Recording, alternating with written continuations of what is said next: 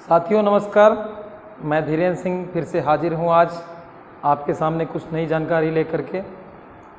पिछले वीडियो में हमने सेंटेंस के दो टाइप के बारे में चर्चा किया, sentence based on expression meaning के बेस पर and sentence based on structure और फॉर्मेशन। आज मैं उसी क्रम को आगे बढ़ाते हुए मैं सेंटेंस का इंटरचेंजिंग या ट्रांसफॉर्मेशन ऑफ सेंटेंस पर चर्चा करूँगा। कुछ बच्चे जिनका बेसिक्स थोड़ा कमज़ोर है वे ये ज़रूर सोच रहे होंगे कि सर सेंटेंस के पहले हम लोगों को पार्ट्स ऑफ स्पीच एक बार रिवाइज करा देते, उसमें बहुत सारी चीज़ें हैं, अभी कन्फ्यूजन है। तो मेरा ये मानना है कि पहले हम जैसे किसी जगह जाते हैं तो इमारत को देखते हैं, इमारत का एक पूरा स्ट्रक्चर देखते हैं बाहर से, उसके बाद जब हम उसके अंदर जाते हैं क्रमशः तब हम एक एक करके हर कमरे को देखते हैं। तो उसी दृष्टिकोण से पहले सेंटेंस हम समझ जाएं, उसके बाद फिर सेंटेंस को तोड़ करके हर एक शब्द को समझा जाएगा। तो इसी के बाद आगे की बात बढ़ाते हुए मैं आपके सामने आज ट्रांसफॉर्मेशन ऑफ सेंटेंस यानी हमने जो 5 टाइप पढ़ा था based on meaning, affirmative, negative, interrogative, imperative, exclamatory, तो इनका आपस में एक दूसरे में बदलना, ये जो एग्ज़ाम में आता है, कंपटीशन में भी आता है और 9th से 12th के एनुअल एग्ज़ाम्स में भी आता है। तो इसको मैं आज बताने जा रहा हूँ, transformation of sentences.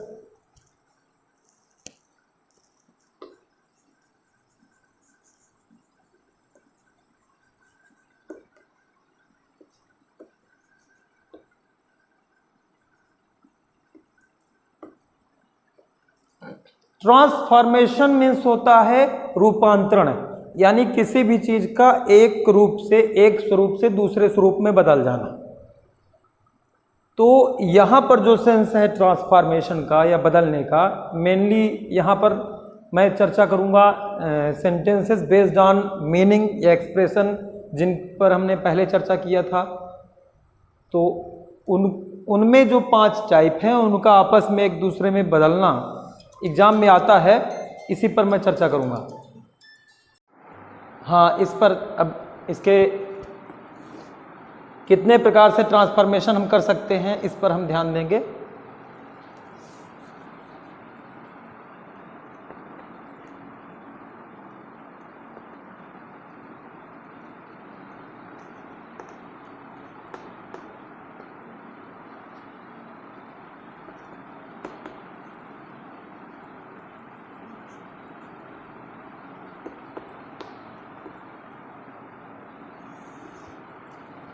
Affirmative to interrogative.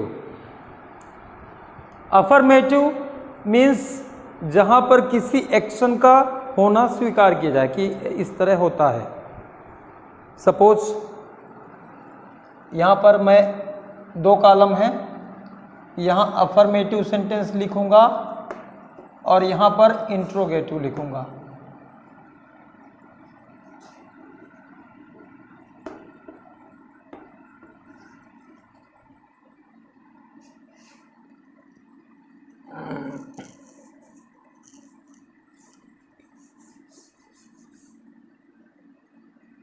Affirmative का स्ट्रक्चर थोड़ा सा बच्चों यहां चर्चा करता हूं मैं। Subject plus helping verb plus main verb plus object plus other word, ये कॉमन स्ट्रक्चर है। एक ऐसा स्ट्रक्चर है कि जैसे मान लीजिए कि किसी सेंटेंस में हेल्पिंग वर्ब नहीं मेन वर्ब बस है, तो हेल्पिंग वर्ब की जगह खाली मतलब सब्जेक्ट के बाद ठीक मेन वर्ब हो जाएगा, उसके बाद ऑब्जेक्ट हो जाएगा, ऑब्जेक्ट नहीं है तो आगे के शब्द कोई है ना। तो ये एक ऐसा स्ट्रक्चर है कि जिसमें सब कॉमन है, कई प्रकार के सेंटेंस आ सकते हैं। तो यहां पर अब हम एग्जाम्पल ले रहे हैं। आई गो टू स्कूल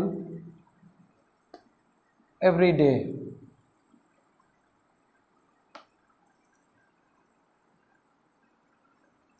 अब यहाँ पर हेल्पिंग वर्ब नहीं है, ये वाला एग्जाम्पल नहीं है ना, ये है यहाँ पे ऑब्जेक्ट भी नहीं है, क्योंकि गो वर्ब में ऑब्जेक्ट नहीं होता है ना। तो ये क्या है, I go to school every day, ये एक अफर्मेटिव सेंटेंस है, इसमें एक्शन का होना बताया जा रहा है। ठीक है, असर्टिव का एक टाइप है। असर्टिव सेंटेंस हम लोगों ने पढ़ा था, जिसमें कि किसी भी पर्सन के बारे में कोई स्टेटमेंट हो, कोई कथन हो, कहीं पर किसी काम का होना या कोई जानकारी दी जाए। तो यहाँ पर अफर्मेटिव जानकारी है, स्वीकारात्मक है ना। अब इसी अफर्मेटिव को हम यहाँ इंट्रोगेटिव में चेंज करेंगे। तो यहाँ पर अब टेंस, थोड़ा सा यहाँ पर टेंस की चर्चा करूंगा मैं शॉर्ट में, बहुत संक्षेप में। जब भी सब्जेक्ट के बाद ये कर्ता हो गया, इसके बारे में है ये सेंटेंस, वर्ब का पहला स्वरूप होगा, फर्स्ट फॉर्म होगा, तो वहां पर यहां इंट्रोगेटिव का स्ट्रक्चर भी लिख देता हूं, helping verb plus subject plus main verb plus object plus other word question mark, ये हो गया इंट्रोगेटिव का स्ट्रक्चर। अब आप में से कुछ बच्चे सोच रहे होंगे, यहाँ सर हेल्पिंग वर्ब तो नहीं है, तो कोई टेंशन नहीं, हेल्पिंग वर्ब, ऐसा नहीं है। इंट्रोगेटिव सेंटेंस दो प्रकार के होते हैं, देयर आर टू कैटेगरीज। ये फर्स्ट कैटेगरी है जो मैं यहां बोर्ड पर लिखा हूं, yes no, yes no questions, इनको यस नो क्वेश्चंस बोलते हैं। ठीक है ना, ये पहली कैटेगरी है जिसमें हेल्पिंग वर्ब शुरू में होगा ही होगा। जिस सेंटेंस में हेल्पिंग वर्ब छिपा हुआ है, नहीं दिख रहा है, वहां भी मेन वर्ब होगी, तभी हेल्पिंग वर्ब यहां आ सकती है। तो मेन वर्ब यहां क्या है, फर्स्ट फॉर्म है।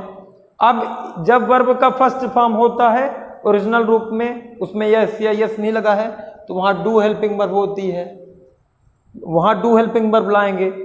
लेकिन क्या करेंगे, क्या इसमें कोई बदलाव होगा? बहुत इजी है इसका इंट्रोगेटिव, केवल इस पूरे के पहले हम डू लगा देंगे। Do I go to school every day. अब यहां मैं 2-3 एग्जाम्पल लेना चाहूंगा आपको समझाने के लिए। अगर मान लीजिए यहां वी है,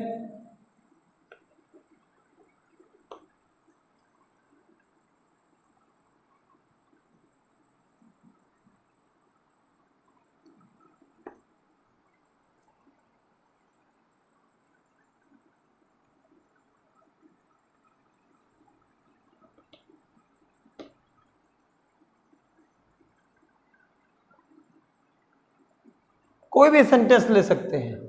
यहां पर भी वर्ब का फर्स्ट फॉर्म है, वर्क भी वर्ब है, वर्क नाउन भी है। नाउन के रूप में वर्क का अर्थ कार्य होता है और वर्ब के रूप में कार्य करना होता है। We work at our offices, इसका इंट्रोगेटिव बनाएंगे do we work at our offices.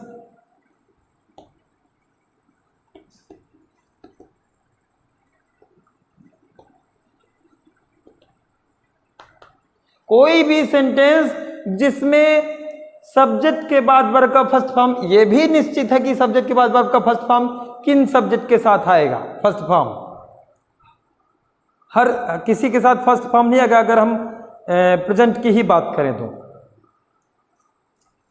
You के साथ आएगा।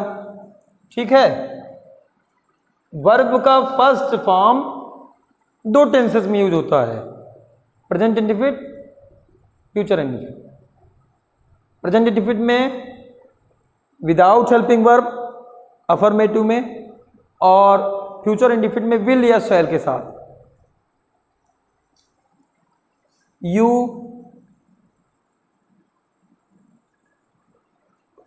हेल्प मी, बहुत छोटा सेंटेंस ले लिया मैंने, यू हेल्प मी, तुम मेरी मदद करते हो।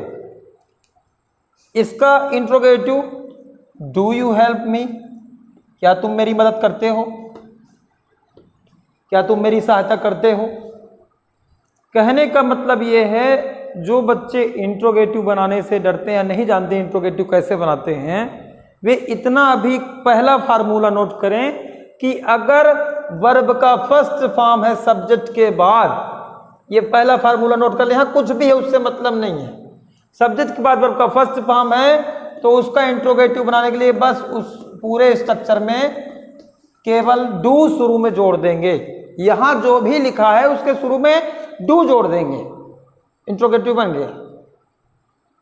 अब अगर एक और स्ट्रक्चर इसमें होता है, सब्जेक्ट के बाद वर्ब के फर्स्ट फॉर्म में यस या ईएस है तो और कुछ है आगे, तो यहां पर क्या करेंगे, यहां पर इंट्रोगेटिव कैसे बनाएंगे, यहां पर डज आ जाएगा। जब वर्ब में एस होगा तब डज आएगा, जब वर्ब में कुछ नहीं लगा होगा, वर्ब ओरिजिनल होगी, प्लूरल होगी, तो वहां डू आएगा। डज सिंगुलर है, डू प्लूरल है। डज जो है सिंगुलर वर्ब के साथ आता है और सिंगुलर सब्जेक्ट के लिए होता है, और डू जो है प्लूरल सब्जेक्ट के लिए होता है। तो यहाँ क्या हो जाएगा, अच्छा यहाँ पहले स्ट्रक्चर लिख देता हूँ, डज, फिर यहाँ सब्जेक्ट हो जाएगा, फिर ये नहीं कि डज आया है तो यहाँ यस लगाएंगे, डज आ गया मतलब यस या यस हट जाएंगे, गोल हो जाएंगे, उनका रोल खत्म। सेंटेंस में डज आ गया तो सब वर्ब में एस या यस नहीं लग सकता, इम्पॉसिबल, नहीं लगाएंगे, गलत हो जाएगा, है ना। ये यस या ईएस ऐसा समझ लीजिए इसको, यस या ईएस के बदले में ही ये डज आता है। फिर यहाँ इस जो भी होगा उसको पूरा कॉपी कर देंगे। आगे हमको केवल ये समझना है कि इंट्रोगेटिव कैसे बनता है, बाकी यहाँ जो इबारत लिखी हुई वो तो रहेगा ही। एग्जाम्पल देख लेते हैं। He goes to market every day, यहाँ पर क्या हो जाएगा, does he go to market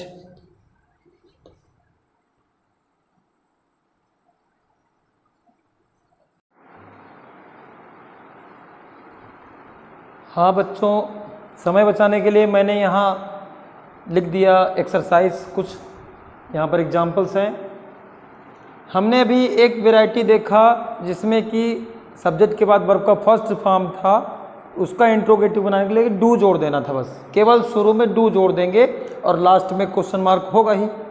लेकिन अगर सब्जेक्ट के बाद ही, सी, इट या कोई नेम के बाद, आई, बी, यू, दे के बाद, किसी भी सब्जेक्ट के बाद, किसी भी नाम के बाद सेंटेंस में क्रिया में यस या ईएस लगा हुआ है, goes, washes, helps, makes, eats, tells, S लगा हुआ है क्रिया में, तो वहाँ जब इंट्रोगेटिव बनाएंगे तो उस एस के बदले में यहाँ हेल्पिंग वर्ब में डू में ईएस लग जाएगा, डज हो जाएगा हमेशा, डज। फिर बाकी वही प्रक्रिया, वही सेम अफर्मेटिव सेंटेंस लिख देंगे। वर्ब का फर्स्ट फॉर्म, वर्ब का जो एस या ईएस है उसको हटा देंगे, उसको इरेज कर देंगे या रिमूव कर देंगे, उसके बदले में यहाँ डज आ जाएगा शुरू में। ठीक, यहाँ देखिए एग्जाम्पल, सब्जेक्ट प्लस वर्ब में वर्ब प्लस एस और E S, does plus subject plus verb. यहाँ जो है उसमें केवल डज जोड़ दिए हैं और ये एस या एस, जब डज आ जाएगा तो ये ईएस हट जाएगा। He goes to market, does he go to market. She cooks the dinner, does she cook the dinner. अब इसके बाद थर्ड कैटेगरी, जब सब्जेक्ट के बाद वर्ब का सेकंड फॉर्म, वर्ब का सेकंड फॉर्म या पास्ट इंडिफिनिट में होता है, केवल वर्ब का सेकंड फॉर्म केवल ऐसा टेंस है पास्ट इंडिफिनिट जिसमें होता है। तो वर्ब के सेकंड फॉर्म जब आएगा तो वहां पर चूंकि एक ही फॉर्म है वर्ब का, सेकंड फॉर्म ओनली, वहां कंफ्यूजन नहीं है ऐसे ये इस वाला, तो वहां सभी के साथ वो आया, सिंगुलर सब्जेक्ट हो, प्लूरल हो, कैसा भी हो, वर्ब का सेकंड फॉर्म आएगा पास्ट इंडिफिनिट। यहाँ पे देखिए, ही हेल्प्ड मी, ये सेकंड फॉर्म है, उसने मेरी हेल्प किया। यू टोल्ड द ट्रूथ, तुमने सत्य बताया। अब इसका जब हम बनाएंगे, जब वर्ब का सेकंड फॉर्म होगा, इसका जब हम इंट्रोगेटिव बनाएंगे तो डिड लाएंगे यहाँ शुरू में हमेशा, डिड। फिर क्या हो जाएगा, सब्जेक्ट। फिर अब जब डिड आ गया तो ये सेकंड फॉर्म में जो ईडी लगा हुआ है ये हट जाएगा, फर्स्ट फॉर्म हो जाएगा वर्ब का, हेल्प हो जाएगा। यहाँ पर डिड यू टेल हो जाएगा। इसका फर्स्ट फॉर्म क्या होता है? TELL, टेल हो जाएगा, टेल द ट्रूथ। एक एग्जांपल इसका और लेंगे।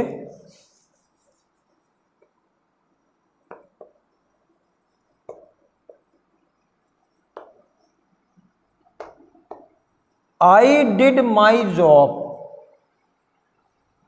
अब आप में से कई लोग कहेंगे कि ये डिड आ गया या शुरू में, ये डिड सर शुरू में रख देंगे आप, फिर आई हो जाएगा, फिर माई जॉब हो जाएगा। क्या ये सही है? नहीं सही है, क्योंकि डिड हमने ये जो यहां रख दिया इसको समझ के कि ये हेल्पिंग वर्ब दिया है, ये हेल्पिंग वर्ब नहीं है। आपको मालूम होगा कि डू जो है मेन वर्ब भी है, डू माने करना, तो डू का पास्ट क्या होता है? Second form. First form do, second form did, और थर्ड फॉर्म क्या होता है? डन। ये थर्ड फॉर्म है, डू डिड डन। तो यहां पर जो डिड है ये हेल्पिंग वर्ब डिड नहीं है, ये क्या है? वर्ब का सेकंड फॉर्म है। जब हम यहां इंट्रोगेटिव बनाएंगे तो ये जो डिड आता है ये आएगा ही, क्योंकि यहां सेकंड फॉर्म के लिए डिड हेल्पिंग वर्ब रहेगा शुरू में, फिर ये डिड का डू हो जाएगा यहां। तो क्या लिखेंगे? Do my job. कई बार ऐसे सेंटेंस आते हैं जैसे आई डू माई ड्यूटी। अब इसका इंट्रोगेटिव बनाओ तो do I do my duty, he does his work, does he do his work, he did his work honestly, did he do his work honestly. Did यहां शुरू में आएगा लेकिन इस डिड का क्या हो जाएगा? डू हो जाएगा। ठीक है, तो ये हम लोगों ने जो अभी इंट्रोगेटिव की टाइप पढ़ा, ये डू डज डिड, ये हेल्पिंग वर्ब जिन सेंटेंसेस में आती हैं उनके बारे में हमने थोड़ा सा देखा, यहाँ रिवाइज किया। अब इसके बाद एक और कैटेगरी है, उसको हम लोग देखेंगे, बहुत इजी है। अब लास्ट कैटेगरी जो है उसको देख लेते हैं। एक कैटेगरी है जिसमें कि सब्जेक्ट के बाद हेल्पिंग वर्ब होता है प्लस मेन वर्ब। ये स्ट्रक्चर जो लिखे हैं शुरू में उसी के आधार पर। ये फोर्थ कैटेगरी जो है, ये मेन स्ट्रक्चर जो यहाँ लिखा था पहले शुरू में उसी को फॉलो करता है। Helping verb plus subject plus main verb plus जो भी होगा क्वेश्चन मार्क हो जाएगा। जब भी हम सेंटेंस चेंज करते हैं, ट्रांसफॉर्मेशन करते हैं सेंटेंस का या टेंस चेंज करते हैं, तो मोस्टली जो है आपके सब्जेक्ट और वर्ब ही चेंज होते हैं। सॉरी, सब्जेक्ट और वर्ब का प्लेस चेंज होता है। तो यहां पर अब इसका एग्जांपल देखते हैं। He will go, I shall be working there, you are going,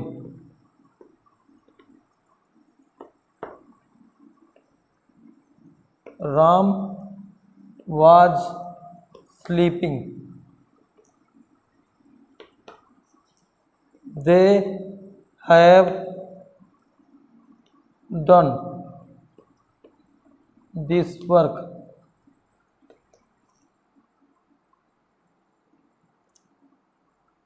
we had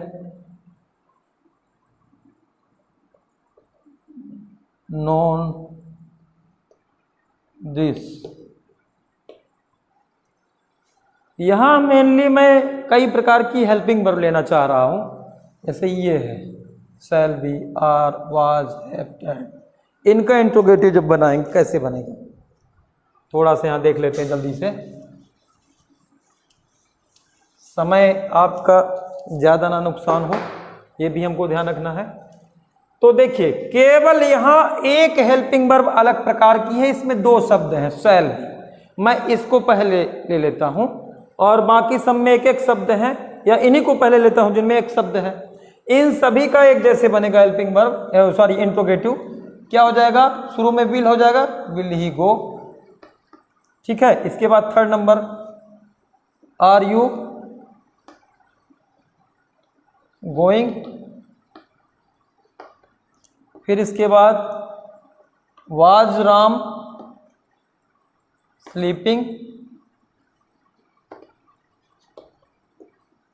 इसके बाद have they done this work. आप देख रहे हैं सब में केवल ये हेल्पिंग वर्ब उठा के शुरू में रख देना है, बहुत आसान है। केवल अभ्यास की कमी के कारण हम नहीं जान पाते। एक ये उदाहरण, ये एग्जाम्पल जो है थोड़ा अलग है। यहां पर क्या है, दो वर्ड हैं हेल्पिंग वर्ब में, तो दोनों नहीं आ जाएंगे शुरू में, एक वहीं पे रहा है, एक वहीं पे रहेगा। कैसे बनेगा इसका हम बना रहे हैं यहाँ पे। सेकंड नंबर का देखिए, पहले हो जाएगा शैल, फिर आई, फिर बी होगा वर्किंग दिया। और ये दो मैंने अभी जो हेल्पिंग वर्ब लिया, ये टेंस के अकॉर्डिंग लिया, अलग अलग टेंस का। Can, may, might, should, would, ये सारी जो मॉडल वर्ब्स हेल्पिंग वर्ब के रूप में काम करती हैं, इनको भी हम इस प्रकार इंट्रोगेटिव जो बनाएंगे तो ये भी इसी तरह आ जाएंगे शुरू में, तो इंट्रोगेटिव बन जाएगा। बहुत आसान है। अब इसके बाद मैं अपनी बात को यहीं पर समाप्त करता हूँ। क्या है कि अभी बहुत सारा मैटर है, सब एक वीडियो में नहीं बताया जा सकता, वीडियो बहुत बड़ा हो जाएगा। तो आप लोग इसको देखिएगा, इत्मीनान से रिवाइज करिएगा और अपने दोस्तों के बीच शेयर करिएगा। जो साथी अभी नहीं जानते, मेरी क्लास शुरू हो गई है ऑनलाइन, जो बच्चे हमारे पुराने छात्र हमसे जुड़े रहे हैं, मैं उनसे अपेक्षा करता हूं कि इसको लोगों के बीच पहुंचाएं। ख़ासतौर पर जो बच्चे ग्रामर सीखना चाहते हैं, ग्रामर पढ़ना चाहते हैं, वे ऑनलाइन मेरी क्लास अटेंड कर सकते हैं। शाम को भी 10 से 11 के बीच मैंने फेसबुक पर शेयर किया है, आपके क्वेश्चन लूँगा। तो यही मेरी शुभकामना है आप सबको कि आप लोग अपना ख्याल रखिएगा और पढ़ाई करते रहिएगा। इंग्लिश ग्रामर से संबंधित कोई भी आपको मन में क्वेश्चन हो तो आप मुझसे पूछ सकते हैं। ठीक है, मैं अपनी बात समाप्त करता हूँ। धन्यवाद।